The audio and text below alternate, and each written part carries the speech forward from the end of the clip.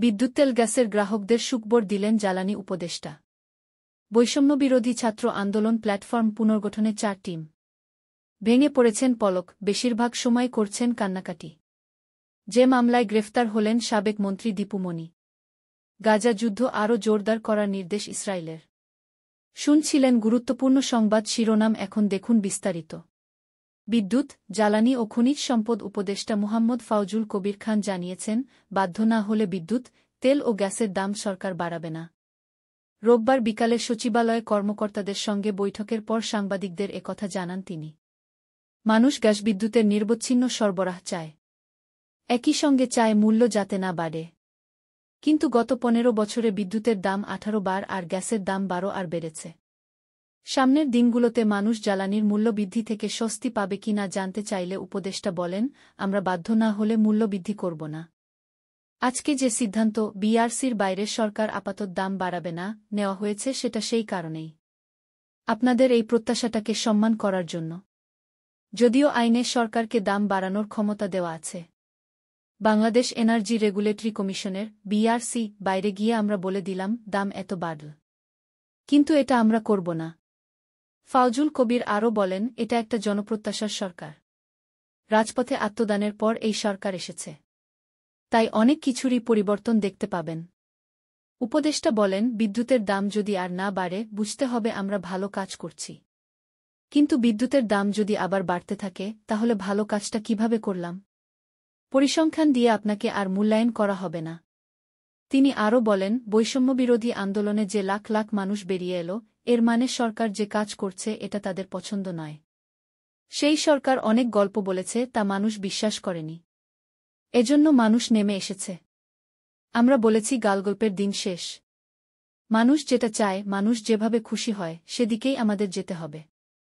জনপ্রত্যাশা পূরণে আমাদের যা যা করণীয় তা করব। কর্মকর্তাদের সঙ্গে কুইক রেন্টাল, গ্যাস সরবরাহ সংকটসহ বিভিন্ন বিষয় নিয়ে আলোচনা হয়েছে জানিয়ে তিনি বলেন, আমরা এনার্জি সিকিউরিটি অব বাংলাদেশকে একটা পজিশন পেপার তৈরি করতে বলেছি।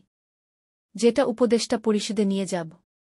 যে কর্মকর্তারা আগের সরকারের বিভিন্ন অনৈতিক বিষয়কে সাপোর্ট করেছেন তাদের যদি আবার দায়িত্ব দেন পজিশন পেপার তৈরি করার জন্য, সেটা কতটুকু নৈতিক হবে জানতে চাইলে বিদ্যুৎ জ্বালানি উপদেষ্টা বলেন, নিজামুদ্দিন আউলিয়া একসময় ডাকাত ছিল না? মানুষকে পরিবর্তনের সুযোগ দেবেন। ধরেন একটা খুব খারাপ লোক আমি জানি, কিন্তু ওনার তো একটা অভিজ্ঞতা আছে। যারা খারাপ কাজ করে তারা কিন্তু খুব ভালো জানে। আমার জায়গায় আপনি হলে কি করতেন? আমি ওনাকে রাখলাম কিন্তু উনি আমার সঙ্গে ভালো আচরণ করলেন, এটা কি ভালো? নাকি একজন নবিশকে আনলাম সে কিছুই জানে না, সে তো উল্টা আরও বড় ক্ষতি করবে। সরকারি চাকরিতে প্রবেশের ক্ষেত্রে কোটা প্রথা সংস্কারের দাবিতে হওয়া আন্দোলনকে কেন্দ্র করে গড়ে ওঠা বৈষম্যবিরোধী ছাত্র আন্দোলন প্ল্যাটফর্মকে পুনর্গঠনের জন্য নতুন করে ৪টি টিম গঠন করা হয়েছে। সোমবার বিকালে organising wing, programme implementation wing, media and communication wing ও অথরাইজের নামে ৩১ সদস্যবিশিষ্ট ৪টি টিম গঠনের কথা জানানো হয়। এদিন বিবৃতিতে বলা হয়েছে, এই টিমগুলো মূলত বৈষম্যবিরোধী ছাত্র আন্দোলন প্ল্যাটফর্মকে পুনর্গঠন করার লক্ষ্যে কাজ করবে। ইতোমধ্যে আমাদের সমর্থনে গঠিত সমন্বয়ক কমিটিগুলো বহাল থাকবে এবং বিভিন্ন পরিসরে নতুনভাবে সব কমিটি পুনর্গঠন করা হবে। শৃঙ্খলা রক্ষা এবং ভুয়া সমন্বয়ক বিভ্রান্তি দূর করতে বর্তমান কমিটিগুলোর অথরাইজেশন এবং নতুন কমিটি গঠনে কাজ করবে। ছাত্রজনতার অভ্যুত্থান রক্ষা এবং জনমানুষের আশা-আকাঙ্ক্ষা বাস্তবায়নে কাজ করে যাবে বৈষম্যবিরোধী ছাত্র আন্দোলন। ৪ টিমের মধ্যে অর্গানাইজিং উইংয়ে আবু বাকের মজুমদার, আব্দুল হান্নান মাসুদসহ রয়েছেন মোট ৮ জন। প্রোগ্রাম ইমপ্লিমেন্টেশন উইংয়ে হাসনাত আবদুল্লাহ, সার্জিস আলম, আব্দুল কাদের, মাহিন সরকারসহ রয়েছেন ১৮ জন, মিডিয়া অ্যান্ড কমিউনিকেশন উইংয়ে ৩ জন এবং অথরাইজেশন টিমে রয়েছেন সার্জিস আলম ও আবু বাকের মজুমদার। ২০০৮ সালে নাটোরের সিংড়া উপজেলা থেকে জুনাইদ আহমেদ পলক প্রথমবার আওয়ামী লীগের সংসদ সদস্য নির্বাচিত হন। এলাকার আওয়ামী লীগ নেতা ও ব্যবসায়ীদের কাছ থেকে টাকা ধার নিয়ে করেন নির্বাচন।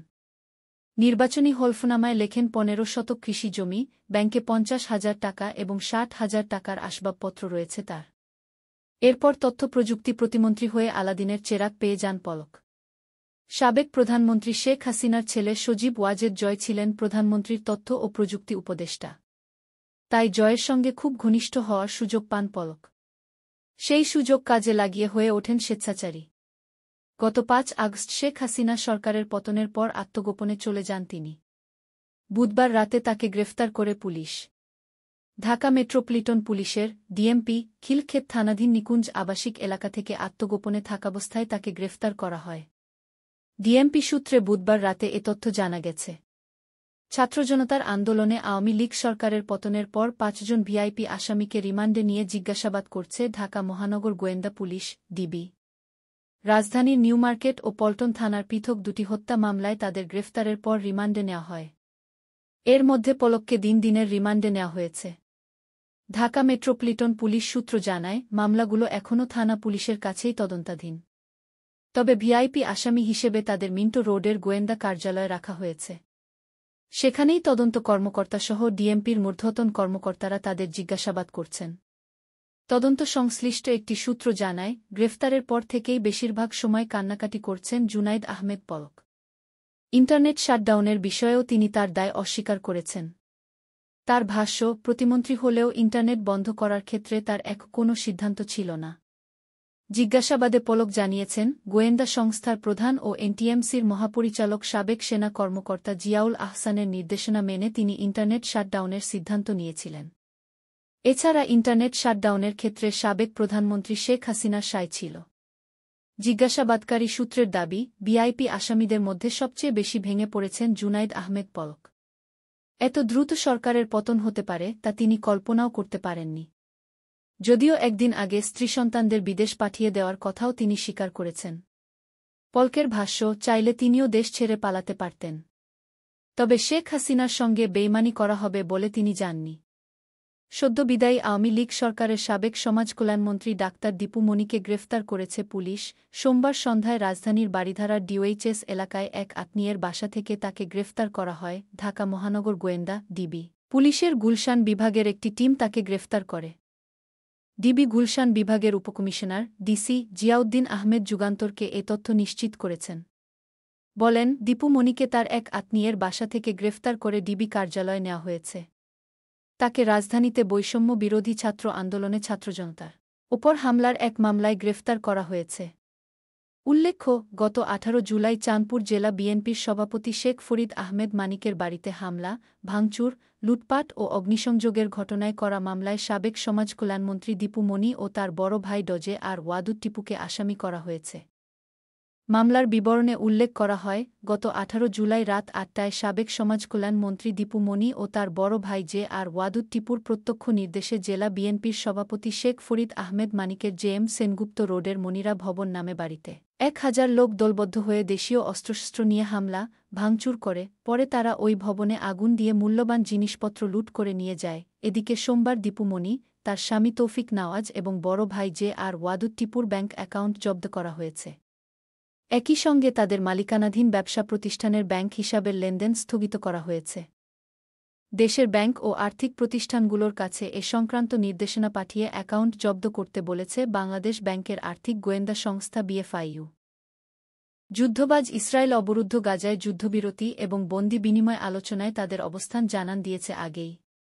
এবার গাজা উপত্যকায় চলমান আগ্রাসন আরও বাড়ানোর সিদ্ধান্ত নিয়েছে নেতানিয়াহু প্রশাসন। রোববার এক প্রতিবেদনে এমনটাই জানিয়েছে ইসরায়েলি সংবাদ মাধ্যম ওয়ালা। নাম প্রকাশে অনিচ্ছুক রাজনৈতিক সূত্রের বরাত দিয়ে ওয়ালা জানিয়েছে, যুদ্ধবিরতি আলোচনায় ইসরায়েলের অবস্থানকে শক্তিশালী করার জন্য দেশটির নিরাপত্তা বিষয়ক মন্ত্রিসভা সম্প্রতি সামরিক বাহিনীকে গাজায় তাদের অভিযান জোরদার করার নির্দেশ দিয়েছে। ইসরায়েলি সংবাদমাধ্যমটির মতে, এ পদক্ষেপটি মার্কিন পররাষ্ট্রমন্ত্রী অ্যান্টনি ব্লিংকেনের ইসরায়েল সফরের সঙ্গে মিলে যায়। ইসরায়েলি নিরাপত্তা কর্মকর্তারা আশা করেন যে, তিনি হামাসের সঙ্গে একটি চুক্তিতে পৌঁছানোর জন্য তেল আবিবের উপর উল্লেখযোগ্য চাপ সৃষ্টি করবেন। গত কয়েক মাস ধরে যুক্তরাষ্ট্র, কাতার এবং মিশর গাজায় যুদ্ধবিরতি ও বন্দি বিনিময় নিশ্চিত করতে এবং গাজায় মানবিক সহায়তা প্রবেশের অনুমতি দেওয়ার জন্য ইসরায়েল ও হামাসের মধ্যে একটি চুক্তিতে পৌঁছানোর চেষ্টা করছে। কিন্তু ইসরায়েলের প্রধানমন্ত্রী বেনিয়ামিন নেতানিয়াহু যুদ্ধ বন্ধে হামাসের দাবি পূরণে অস্বীকৃতি জানানোর কারণে মধ্যস্থতা প্রচেষ্টা স্থবির হয়ে পড়েছে। এর আগে অবিলম্বে যুদ্ধবিরতির দাবিতে জাতিসংঘের নিরাপত্তা পরিষদের একটি প্রস্তাব পাস হয়। সেই প্রস্তাব লঙ্ঘন করে ইসরায়েল গাজায় ক্রমাগত তার নৃশংস আক্রমণ ও গণহত্যা চালিয়ে যাচ্ছে। এতে আন্তর্জাতিক নিন্দার সম্মুখীন হলেও যুদ্ধ বন্ধ করছে না দেশটি। স্থানীয় স্বাস্থ্য কর্তৃপক্ষের মতে গত বছরের ৭ অক্টোবর থেকে বর্বর ইসরায়েলি বাহিনীর ক্রমাগত হামলায় গাজায় এ পর্যন্ত ৪০,১৩৯ জন ফিলিস্তিনি নিহত হয়েছেন, যাদের বেশিরভাগই নারী এবং শিশু। এছাড়া প্রায় ৯৩,০০০ ফিলিস্তিনি আহত হয়েছেন। ইসরায়েলি আক্রমণের ১০ মাসেরও বেশি সময়ে খাদ্য, বিশুদ্ধ পানি এবং ওষুধের অবরোধের মুখে গাজার বিস্তীর্ণ অঞ্চল ধ্বংসস্তূপে পড়ে আছে। বাস্তুচ্যুত হয়েছেন ২০ লাখেরও বেশি ফিলিস্তিনি। নারী ও শিশু হত্যাকারী ইসরায়েলের বিরুদ্ধে আন্তর্জাতিক বিচার আদালতে গণহত্যার অভিযোগ রয়েছে, যা তাকে অবিলম্বে রাফাহ শহরে তার সামরিক অভিযান বন্ধ করার নির্দেশ দিয়েছে। সূত্র: মেহের নিউজ এজেন্সি।